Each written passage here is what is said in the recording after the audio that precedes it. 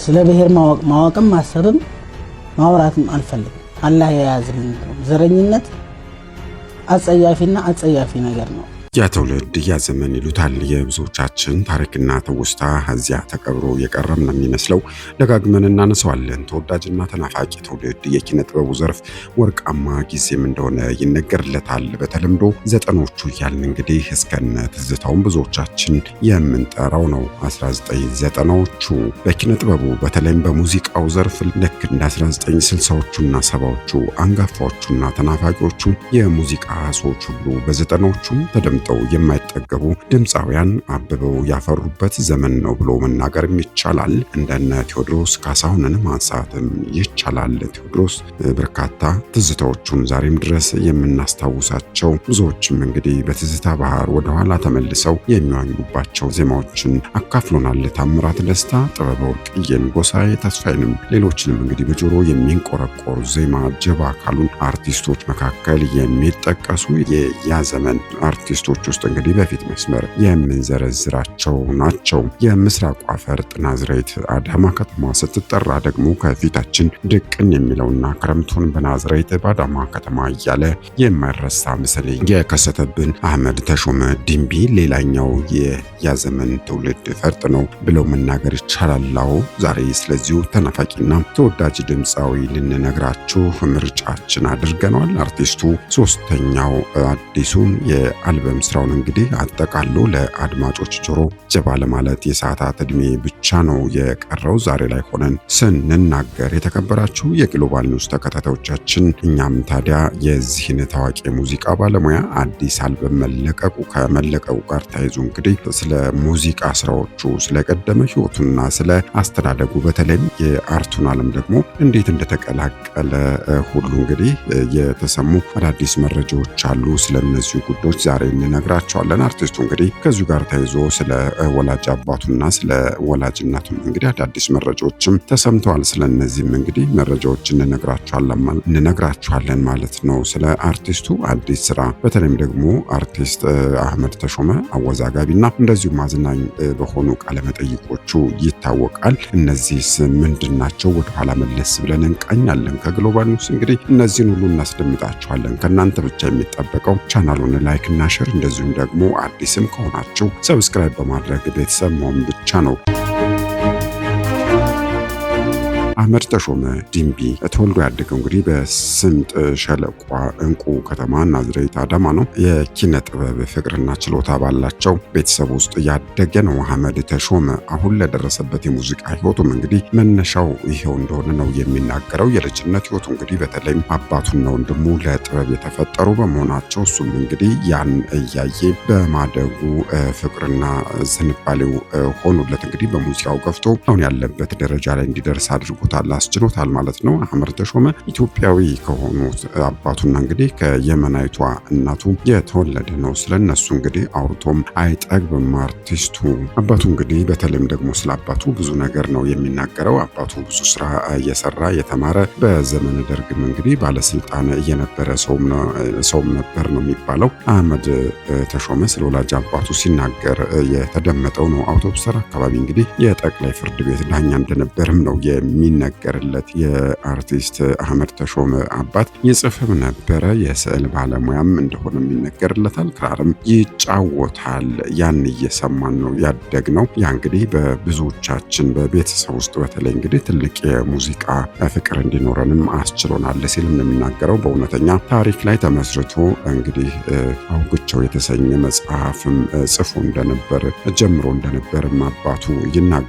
አህመድ ተሾመ እንግዲህ ያንን ለማጠናቀቅም እየሰራ እንደሚገኝም ነው የተናገረው ማለት ነው። አህመድ ተሾመ በእናቱ የመናዊ ነው። ቀደም ሲል እንዳነሳሁት እናቱ የተወለደችው ናዝሬት ከተማ ውስጥ ነው። የባቡር በወቅቱ እንግዲህ እሱ እንደሚለው የባቡር ሀዲድን መግባት ተከትሎ እንግዲህ አረቦች ለንግድ ሲመጡ የተወለደች እናቴ ናት ነው የሚለው። እንግዲህ እኔ በእናቴ ነው የወጣሁት፣ ቀይ ነኝ፣ መልኬም ወደሷ ያደላል ሲልም ነው የሚናገረው። እንግዲህ ብዙዎቻችን አሁን በተለይም እየተለመደ የመጣው የእናቶች ቀን እንግዲህ በየዓመቱ ይከበራል። ያን የእናቶች ቀን እንግዲህ ያስጀመረችው እናቴ ራሷ ናት ይላል አህመድ ተሾመ። ለዘመድ ጥየቃ እንግዲህ ወደ የመን በሄደችበት ወቅት ሀሳቡ ይመጣላትና የመን ውስጥ እኮ የእናቶች ቀን ይከበራል፣ ለምን እዚህስ እኛ ሀገር አይከበርም ስትል ትጠይቃለች። ለመጀመሪያ ጊዜም እንግዲህ ናዝሬት አዳማ በጎዳና ላይ ሳይቀር እንግዲህ ተጀመረ፣ አሁን እዚህ ደረጃ ላይ ደረሰ ይለዋል የጅማሮውን ነገር ሲያነሳ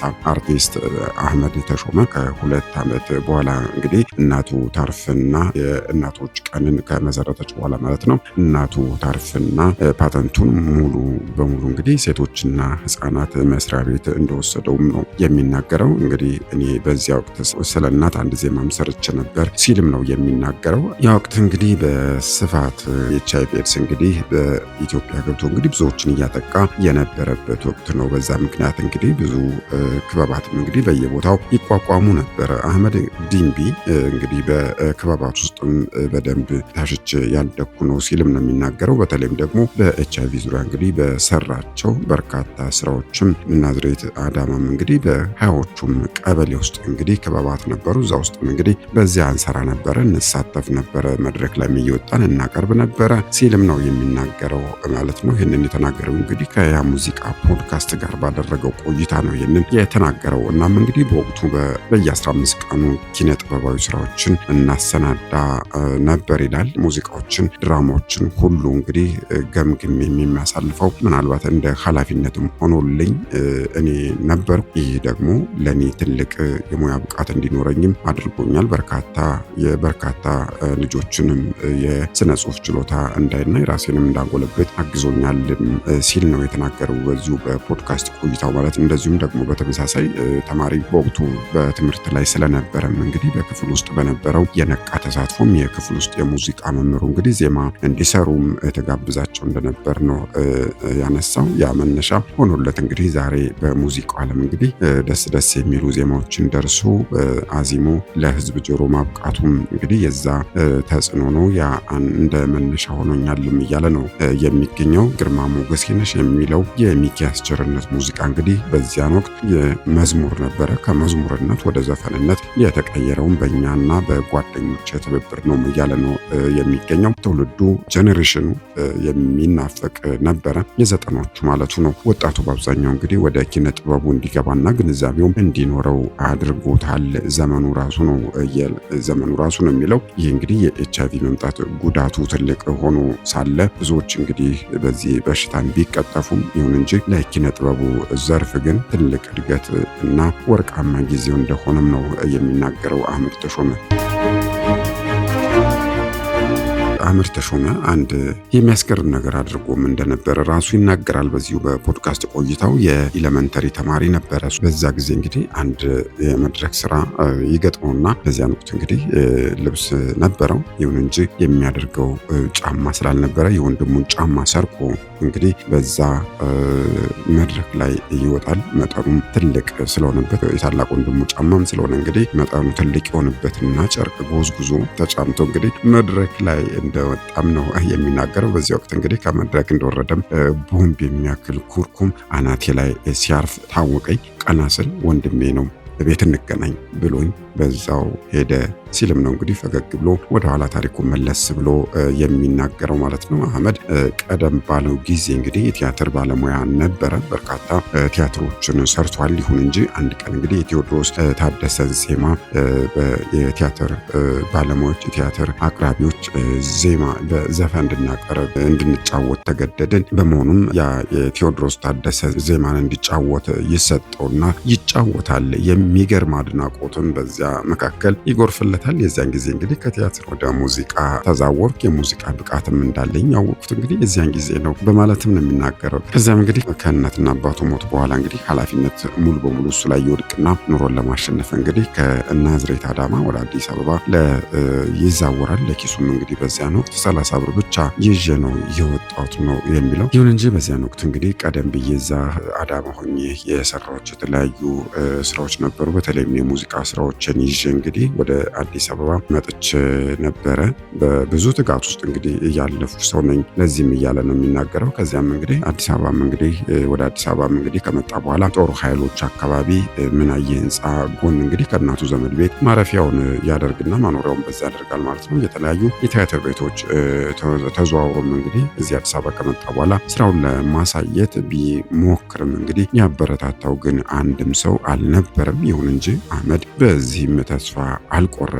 አሁን ላይ ሆኖ ሲናገር እኔ በውስጤ ትልቅ የሆነ እምቅ የሆነ ኃይል እንዳለ አውቃለሁ። ትልቅ ቦታ ልደርስ እንደምችልም እንግዲህ እምነቱ ነበረኝና የማንንም ማበረታቻ አልፈለኩ ነበረ፣ ብቻ በጥረቴ ቀጥዬ ነበረ ሲልም ነው የሚናገረው። አንድ ቀን እንግዲህ የአጎቱ ልጅ ሰርግ ነበርና በዚያ ሰርግ ላይ እንግዲህ እንዲዘፍን ይጋበዛል። በዛ መሰረት እንግዲህ የሰርግ ዜማ ነው በወቅቱ ያዜመው። አበራኝ ሻማ ሞቅ አለ ጎጄ ብሎ ይዘፍናል በዚያ የሰርግ ስነስርዓት ላይ። በዚያን ወቅት እንግዲህ ያጎቱን ልጅ ሙሽሪትም ማለት ነው ጠጋይልና በእንግዲህ ዛሬ አንድ ነገር አድርጊ ብዬ በጆሮዋ ነገርኳት ነው የሚለው። እሷ በወቅቱ እንግዲህ ብዙ ሰዎችን ታውቅ ነበረ፣ ብዙ ኮኔክሽኖች ነበራት። የሜካፕ አርቲስትም ነበረችና በርካታ ታዋቂ ሰዎችን ታውቅ ነበረ። እሷም ከሐረር መሶብ ባለቤት ጋር ከአቶ ባሻ ጋር አገናኘችኝና ስራውን ጀመርኩ ነው የሚለው። ቤቱ እጅግ ታዋቂ ነበርና እንግዲህ ከታዋቂዎቹ ከነማናልሞሽ ዲቦ ጋር እንግዲህ ስራውን ማቅረብ ይጀምራል። በዚያ የ300 ብር ክፍያም እንግዲህ በዚያን ወቅት ይከፈል የነበረ። ይሁን እንጂ በወቅቱ እንግዲህ መርካቶ ሰፈሬ የሚለውን የአብዱ ኪያርን ዘፈን ዘፈንኩኝ፣ በሱም እጅግ ታዋቂ ሆንኩኝ በማለትም ነው የሚናገረው። እንግዲህ ከዛ በኋላም እንግዲህ ገቢም እያደገ መጣልኝ። እቁብ ገብቼም እንግዲህ ለወንድሜ ጭምር አንድ ጸጉር ቤት ከፍቼለት ነበረ ሲልም ነው እንግዲህ ህይወት ታሪኩን መለስ ብሎ የነገረን። ይኸው ድምፃዊና የዜማ ደራሲ አህመድ ተሾመ ታዲያ እንግዲህ አሁንም በቅርቡ ደግሞ ከትናንት በስቲያም እንግዲህ 3ኛ አልበሙን ለአድማጮች ሊያደርስ ሙሉ ዝግጅቱን ሁሉ አጠናቋል። ለሙዚቃ አፍቃሪያን፣ ለመላ አድናቂዎቹና ዘፈኑን እንግዲህ በጉጉት ለሚጠብቁ ሁሉ ይህንን ሙዚቃውን ጀባ ሊል እንግዲህ ጥቂት ሰዓታት ብቻ ናቸው የቀሩት። 13 የሙዚቃ ስብስቦችን የያዘና እንግዲህ ጊዜ አይሄድም የተሰኘው ይህ አዲሱ አልበም እንግዲህ በመጪው አርብ ነው እንግዲህ እንዳነሳሁት ማለት ነው የፊታችን አርብ ነው ማለት ነው ወደ አድማጭ ጆሮ ይደርሳል ተብሎ የሚጠበቀው። በዚህ አልበም ዝግጅት ላይ እንግዲህ በግጥምና ዜማ አሰናጅነት ናትናኤል ግርማቸው፣ ምልእቲ ኪሮስ፣ ከድር አሊ፣ አቡዲ ወንዶሰን ይሁብ የተሳተፉበት ነውም ተብሏል። በሙዚቃው ቅንብር እንግዲህ ሚካኤል ኃይሉ፣ ታምሩ አማራና እንደዚሁም ፋኑ ጊዳቦና ሌሎችም ተሳትፎበታል ሲል ነው እንግዲህ አርቲስቱ በሰጠው ጋዜጣዊ መግለጫ ያሳወቀው። የአልበሙ ጭብጥ እንግዲህ ከተስፋና ከጊዜ ጋር የተያዘ ነው። ሁለት ተቃራኒ ሀሳቦችን በአንድ ላይ የያዘ ጥልቅ ፍልስፍናም ያለው ነው ተብሏል። ስለ ፍቅር፣ ስለ ማህበራዊ ህይወትና ስለ ሀገር ፍቅርና አንድነትም እንግዲህ የሚያጠነጥኑ ዜማዎችን ለህዝብ ጆሮ ይፋ ያደርጋል ተብሎም ነው የሚጠበቀው። ድምፃዊ አህመድ ተሾመ ኢዮሪካና ኦሜርታ የተሰኙ አልበሞችን እንግዲህ ከዓመታት በፊትም ለአድማጮች ማቅረቡም የሚታወስ ነው። ከረጅም ዓመታት በኋላ እንግዲህ ነው ማለት ነው ይሄን አዲሱን 3ኛውን አልበም ይዞ ብቅ ያለው ማለት ነው። ከዛም በፊትም እንግዲህ ዲምቢ ለዲምቢ፣ ተጠየቂ፣ ናዝሬት፣ አውራምባና እንደዚሁም ደግሞ በትዝታው ፈረስ ሙዚቃዎቹ በበርካታ አድናቂዎቹ ዘንድ በብዛት የተወደዱለት ስራዎቹ ናቸው ብሎ መናገር ይቻላል። ታዲያ በዚሁ የምረቃ መርሃ ግብር ላይ እንግዲህ ባለቅኔ ገጣሚና ጸሐፊ ተውኔት ኃያልነ ሙላቱ፣ አርቲስት አበበ ባልቻ፣ ጸሐፊ ተውኔት ኃይሉ ጸጋይ፣ አርቲስት ታምሩ ብርሃኑ፣ የሙዚቃ ባለሙያዎች ጆርጋ መስፍን፣ ብሌን ዮሴፍ፣ ብሩክ አሰፋ እንደዚሁም ደግሞ ድምፃዊ አብርሃም በላይነህም ወይም ደግሞ ሻሌ በሚል ቅጽል ስሙ የምናውቀው